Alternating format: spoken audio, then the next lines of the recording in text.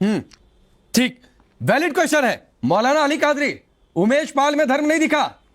जिस पुलिस वाले को गोली मारी गई संदीप निषाद, उसमें धर्म नहीं दिखा।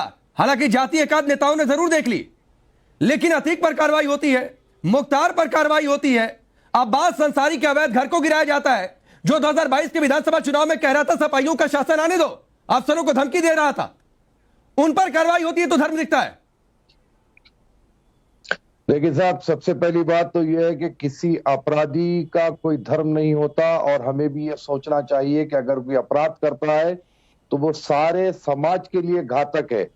कोई एक समाज के लिए घातक नहीं है, बल्कि सारे समाज के लिए वो घातक है। और इसीलिए मैं किसी भी अपराधी को मजहब के पैमाने पे मैं नहीं तोलता हूं। लेकिन रहा सवाल साहब कि अब जो अतीक की बीवी किराए से जिस घर में थी, उस घर को भी योगी गवर्नमेंट तोड़ देती है, और जो है जिधर चाहे उधर उनका बुलडोजर चला देती है। फिर हमारे देश में कोर्ट का क्या काम है, न्यायालय का क्या काम है? आप खुद हर फैसला कर रहे हैं तो आप ही कर दीजिए ना फैसला।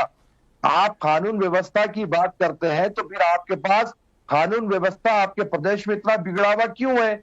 दूसरे प्रदेश के बनिस्बत अगर यूपी को आप देखेंगे तो कानून व्यवस्था बहुत बिगड़ी हुई है।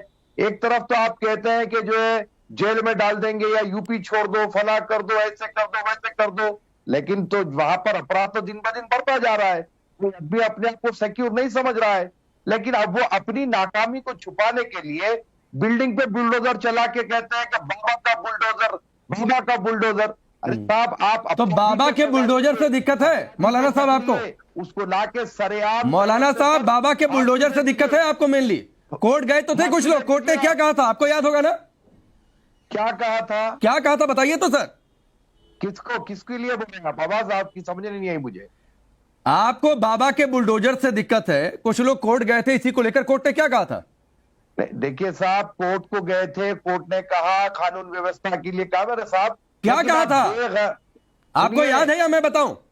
हाँ बताइए, आप मुझे याद नहीं है, बताइए आप क्या कहा था? अतिक्रमण जो होता है, अवैध निर्माण होते हैं, बुलडोजर से ही गिरते हैं।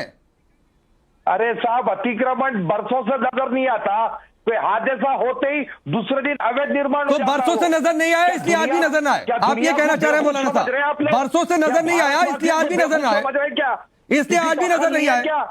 अरे एक घर, बिल्डिंग खड़ी हुई है, अवैध निर्माण नहीं आता यार, हादसा होते अवैध निर्माण हो जाता।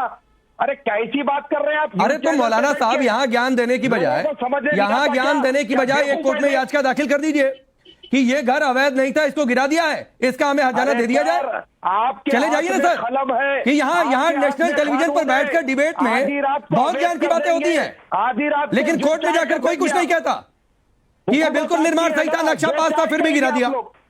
जो चाहे करेंगे, अवैध कर देंगे, निर्माण गलत है बता देंगे, हुकूमत आपके हाथ में है। अच्छा। आधी रात को रजिस्टर में, ओहो, अब दर्द नहीं, दर्द समझ में आ गया मुझे मौलाना साहब, दर्द समझ में आ गया। सुप्रिया जी, दर्द यही है कि हुकूमत बीजेपी के हाथ में, दर्द यही है कि बाबा बुलडोजर चला रहे हैं, दर्द यह है कि मुख्यमंत्री योगी आदित्यनाथ गलत चला रहे हैं, गलत चला रहे हैं। क्यों गलत चला रहे हैं ये तो जवाब दे दीजिए पहले, क्यों गलत चला रहे हैं? और जब एक भैंस को ढूंढने के लिए पूरा प्रशासन लग जाता था, उस टाइम सही था सारा मामला?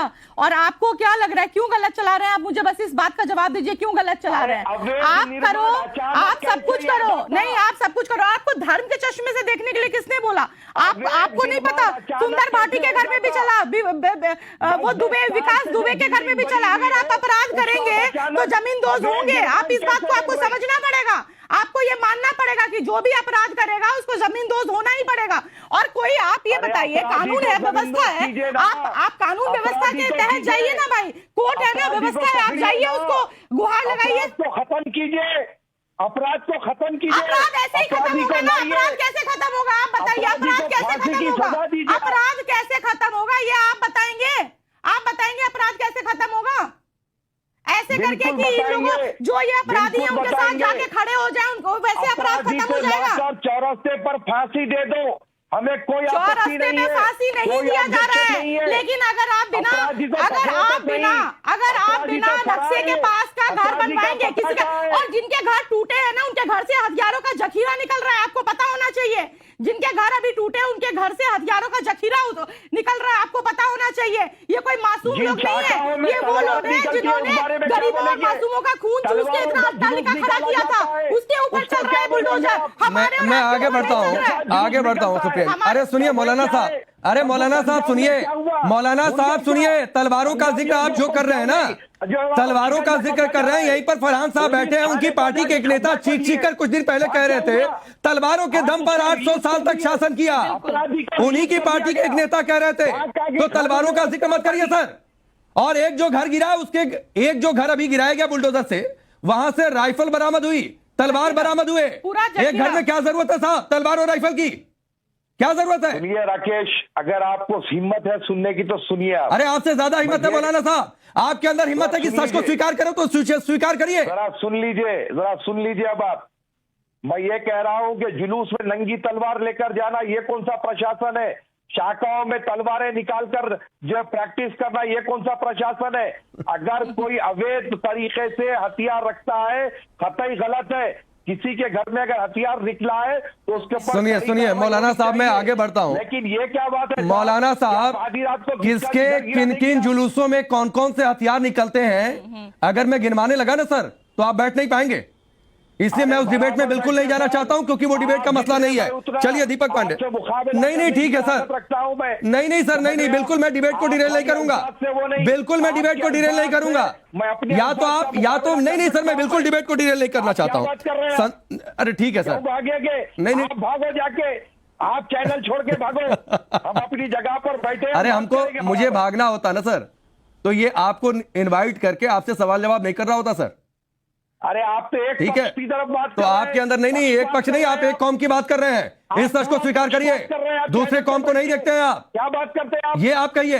चलिए दीपक पांडे, एक मिनट रुक जाइए सर, हो गया दीपक पांडे, अरे हो गया।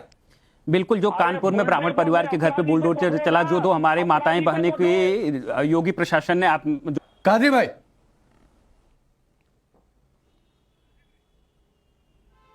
में कबूल है, बहुत जबरदस्त मशवरा आपने दिया है।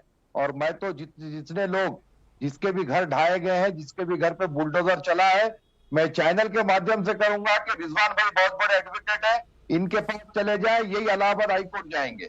लेकिन बात रही सवाल साहब इस बात का कि जो बिल्डिंग 10 साल 15 साल से खड़ी है वो अचानक अवैध कैसे हो जाती है, वो अचानक उसको कैसे ढा दिया जाता है, विदाउट एनी नोटिस उसको कैसे गिरा दिया जाता है। देखिए साहब, मैं मोदी गवर्नमेंट हो या योगी गवर्नमेंट हो, इनका घोर मैं मुखालिफ नहीं हूं। मैंने योगी के जो प्रशासन में जो अच्छे काम हुए हैं, मैंने आप ही के चैनल के जरिए उसकी कामों की तायद भी की, उसका समर्थन भी किया। ठीक, मोदी जी छोटी बात कादरी साहब, छोटी बात, रिजवान भाई आपको केस मिल गया, क्लाइंट मिल गए, कादरी साहब दिलवा रहे हैं आपको। अरे बराबर, आपका चैनल तो सारी दुनिया देखती है सर। अब जाएंगे देखेंगे लखनऊ से कितने लोग रिजवान भाई के। अरे रुक जाइए सुन लीजिए, आता हूं इसके बाद फरहान भाई आपके पास सीधे। रिजवान भाई आप